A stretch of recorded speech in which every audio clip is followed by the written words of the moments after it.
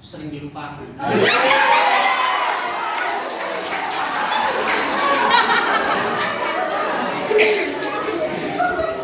Oke teman-teman, jadi perkembangan pendidikan Kristen itu ternyata mempunyai perjuangan yang cukup berat sampai kepada pertengahan zaman, di mana pada saat itu kekristenan itu mulai kehilangan maknanya seperti ritus-ritus yang mulai dihilangkan pada saat itu. Lalu ada beberapa tokoh pendidikan Kristen yang pada masa ini juga aktif pada saat itu, seperti ada Yohanes Amos, lalu ada Jen Jacques. Jen Jacques adalah seorang pelopor ilmu jiwa pendidikan, lalu ada Johann Hendrik sebagai pendiri sekolah dasar modern, Frederick Froebel sebagai pendiri taman kanak-kanak, Robert Reikes dan perkembangan sekolah minggu, Oracle Business pengarang Christian Nature. Nah, pada masa saat ini ternyata intelektual kita tuh sangat diuji, di mana terkadang tidak hanya anak-anak tetapi juga ada jemaat yang mulai mempertanyakan tentang keimanan Kristen ini. Jadi kehadiran Busnell di sini dia membuat buku bahwa iman Kristen itu ternyata sangat penting, sehingga Busnell itu mulai mengembalikan iman Kristen yang sudah dihilangkan pada saat abad pertengahan itu. Lalu tujuan PAK-nya Busnell adalah tentang pertumbuhan iman, mulai dari anak-anak, orang tua hingga kepada warga gereja. Lalu perkembangan pendidikan agama Kristen ini juga menunjukkan titik yang jelas, karena pada tahun 1922 mulai didirikan yang namanya Dewan Sekolah Minggu Internasional. Lalu dalam perkembangannya juga PAK mulai berporos kepada teologi yang liberal dan ilmu jiwa atau yang dinamakan dengan gerakan pendidikan agama. Tetapi ada seorang tokoh yang bernama Shelton Smith. Di situ dia menegaskan bahwa ini tidak benar, karena menurutnya gerakan ini tidak bersifat Kristen karena kurang menampilkan pokok tentang ajaran kerajaan Allah. Begitu. Oke. Nah, kan kita sudah dengar sejarahnya kan. Tujuan dari pembentukan sesuatu tuh pasti ada tujuannya. Nah, kita mau tahu apa sih tujuan sebenarnya dari pembentukan pendidikan agama Kristen ini dan filsafat? Mungkin dari ini kita tanya ke Kak Keti dan Pak Semia. Silahkan Kak. Aku duluan ya. Ya, silahkan. Sebenarnya filsafat dan pendidikan agama Kristen atau PAK itu dua hal yang saling berkaitan, di mana mereka mau supaya suatu individu mau untuk mengembangkan dan membentuk suatu individu yang lebih bermoral. Nah, di dalam pendidikan agama Kristen, filsafat itu mengajarkan bahwa perubahan hidup melalui pertobatan itu dilakukan supaya menanggapi penebusan yang dilakukan oleh Tuhan kita Yesus Kristus melalui penyalibannya. Nah, tujuan utama dari PAK ini adalah untuk membentuk suatu individu supaya lebih berkarakter yang baik, lebih bermoral dan hidup menurut ajaran Kristen.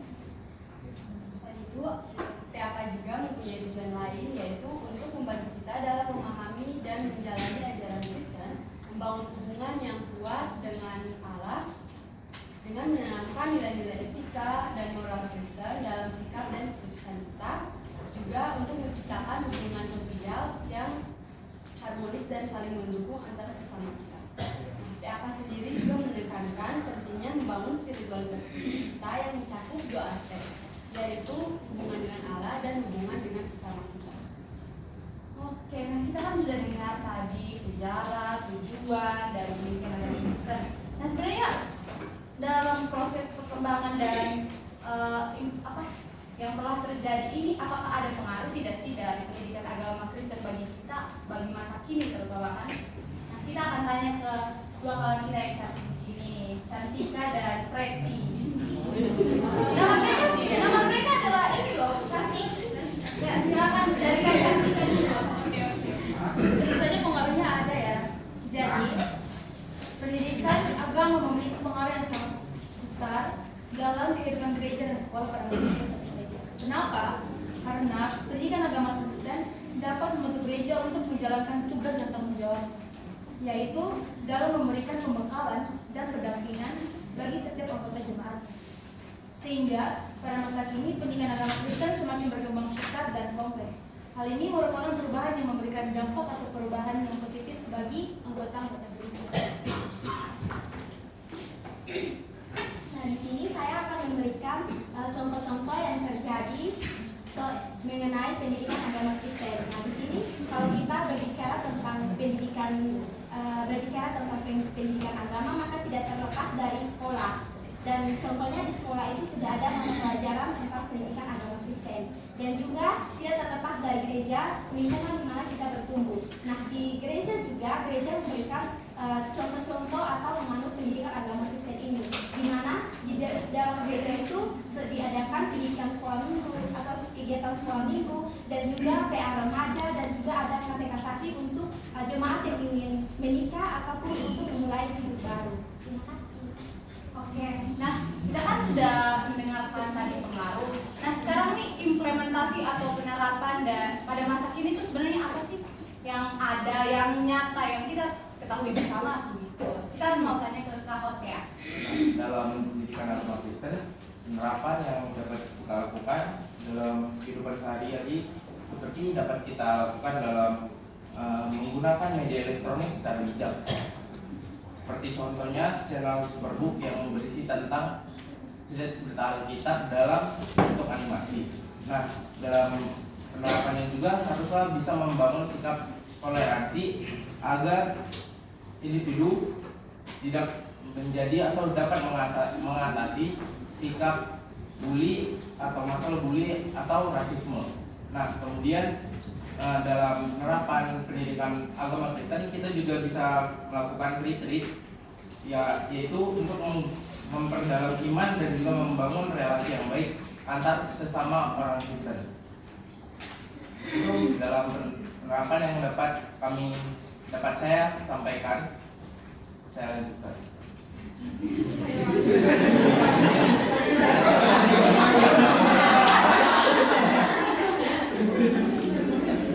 Nah, teman-teman, tadi kan ini sudah 9 orang narasumber kita sudah berbicara. Sekarang saya mau nih supaya ada kontribusi dari teman kelas. Kira-kira kesimpulan apa sih, simpel saja. Kita masih punya waktu berapa, Kak? 4 menit, 2 menit lah.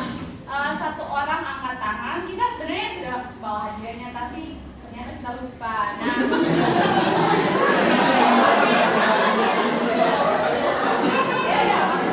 maksudnya tadi hadiahnya sudah ada, cuma lupa dibawa.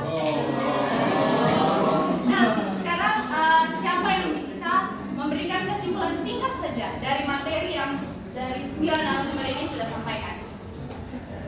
Angkat tangan, ada hadiahnya. Ada 2 orang ini. Kira-kira teman, nah dari narasumber, kira-kira mau pilih yang mana? Happy atau Kak Adel? Yang angkat tangan dulu lah. Kira-kira yang mana? Ayo Mas Adel.